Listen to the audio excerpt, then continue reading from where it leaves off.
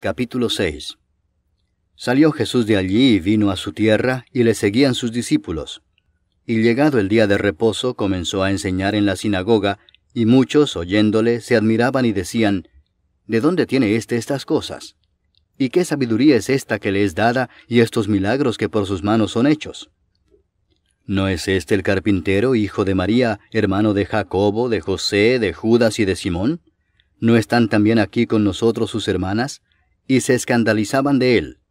Mas Jesús les decía, no hay profeta sin honra sino en su propia tierra, y entre sus parientes y en su casa. Y no pudo hacer allí ningún milagro, salvo que sanó a unos pocos enfermos, poniendo sobre ellos las manos. Y estaba asombrado de la incredulidad de ellos. Y recorría las aldeas de alrededor, enseñando. Después llamó a los 12 y comenzó a enviarlos de 2 en 2, y les dio autoridad sobre los espíritus inmundos, y les mandó que no llevasen nada para el camino, sino solamente bordón, ni alforja, ni pan, ni dinero en el cinto, sino que calzasen sandalias, y no vistiesen 2 túnicas. Y les dijo, donde quiera que entréis en una casa, posad en ella hasta que salgáis de aquel lugar. Y si en algún lugar no os recibieren ni os oyeren, salid de allí, y sacudid el polvo que está debajo de vuestros pies, para testimonio a ellos. De cierto os digo que en el día del juicio será más tolerable el castigo para los de Sodoma y Gomorra que para aquella ciudad.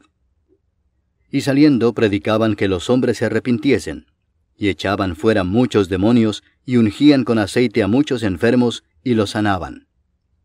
Oyó el rey Herodes la fama de Jesús, porque su nombre se había hecho notorio, y dijo, Juan el Bautista ha resucitado de los muertos, y por eso actúan en él estos poderes. Otros decían, es Elías, y otros decían, es un profeta o alguno de los profetas. Al oír esto Herodes dijo, este es Juan el que yo decapité, que ha resucitado de los muertos. Porque el mismo Herodes había enviado y prendido a Juan, y le había encadenado en la cárcel por causa de Herodías, mujer de Felipe su hermano, pues la había tomado por mujer. Porque Juan decía a Herodes, no te es lícito tener la mujer de tu hermano. Pero Herodías le acechaba y deseaba matarle y no podía, porque Herodes temía a Juan, sabiendo que era varón justo y santo, y le guardaba a salvo. Y oyéndole se quedaba muy perplejo, pero le escuchaba de buena gana. Pero venido un día oportuno, en que Herodes, en la fiesta de su cumpleaños, daba una cena a sus príncipes y tribunos y a los principales de Galilea, entrando la hija de Herodías, danzó y agradó a Herodes y a los que estaban con él a la mesa. Y el rey dijo a la muchacha, pídeme lo que quieras, y yo te lo daré. Y le juró, todo lo que me pidas te daré, hasta la mitad de mi reino. Saliendo ella, dijo a su madre, ¿qué pediré? Y ella le dijo, la cabeza de Juan el Bautista.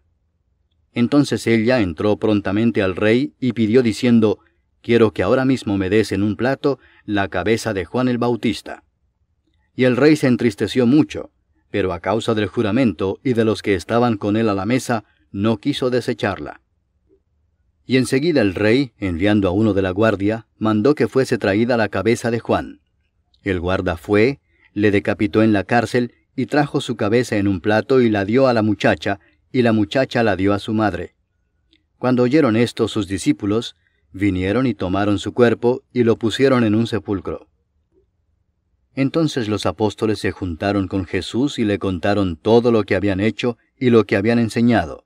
Él les dijo, venid vosotros aparte a un lugar desierto y descansad un poco, porque eran muchos los que iban y venían, de manera que ni aún tenían tiempo para comer. Y se fueron solos en una barca a un lugar desierto. Pero muchos los vieron ir y le reconocieron, y muchos fueron allá a pie desde las ciudades y llegaron antes que ellos, y se juntaron a él. Y salió Jesús y vio una gran multitud, y tuvo compasión de ellos, porque eran como ovejas que no tenían pastor, y comenzó a enseñarles muchas cosas. Cuando ya era muy avanzada la hora, sus discípulos se acercaron a él diciendo, el lugar es desierto y la hora ya muy avanzada. Despídelos para que vayan a los campos y aldeas de alrededor y compren pan, pues no tienen qué comer.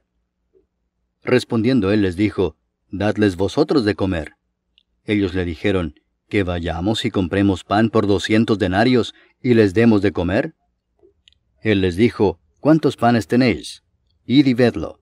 y al saberlo dijeron, 5 y 2 peces. Y les mandó que hiciesen recostar a todos por grupos sobre la hierba verde. Y se recostaron por grupos de 100 en 100 y de 50 en 50. Entonces tomó los 5 panes y los 2 peces, y levantando los ojos al cielo bendijo y partió los panes, y dio a sus discípulos para que los pusiesen delante, y repartió los 2 peces entre todos. Y comieron todos y se saciaron.